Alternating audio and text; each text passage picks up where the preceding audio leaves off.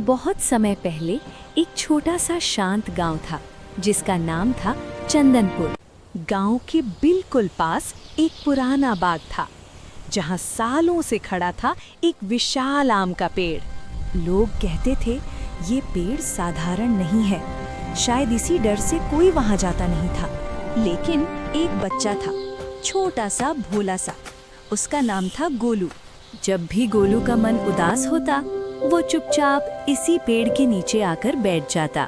एक दिन पेड़ ने उसे गौर से देखा और सोचा, ये बच्चा रोज क्यों आता है?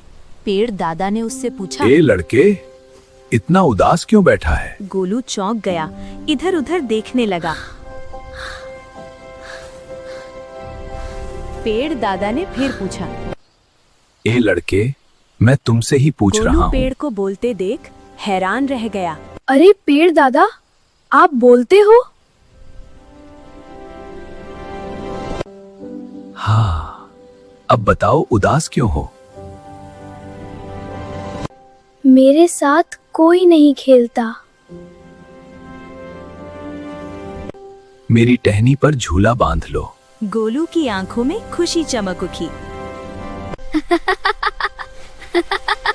उस दिन से गोलू और पेड़ दादा सबसे अच्छे दोस्त बन गए। कभी झूला, कभी हंसी, कभी ढेर सारी बातें। लेकिन एक दिन गोलू फिर उदास था। गोलू को उदास देख पेड़ दादा भी परेशान हो गए और उससे उसके उदास होने का कारण पूछा। आज क्या हुआ बेटा? मैं फेल हो गया।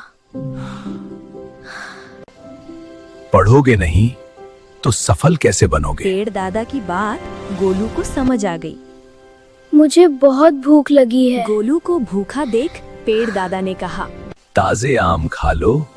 गोलू ने मीठे आमों का खूब लुत्फ उठाया और दृढ़ निश्चय किया कि अब से वो मन लगाकर पढ़ेगा।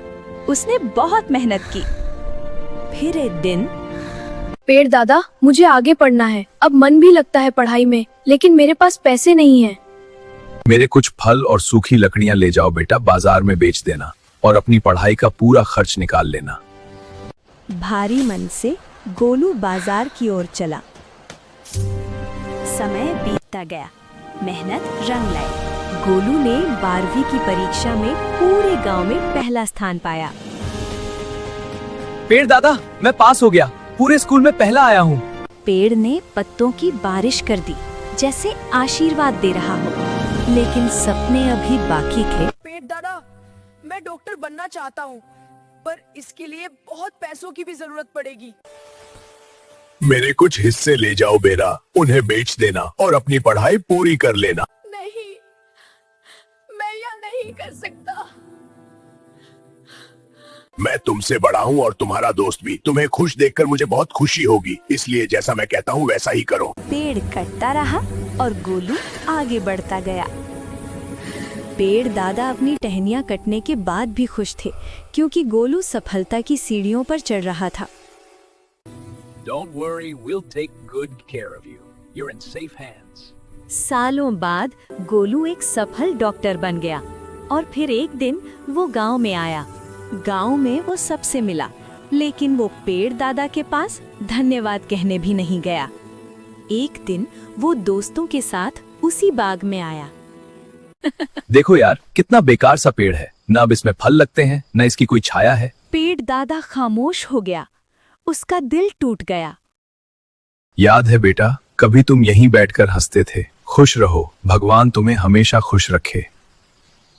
कुछ रिश्ते पेड़ जैसे होते हैं, खुद कटते जाते हैं ताकि हमारी जिंदगी हरी रह सके।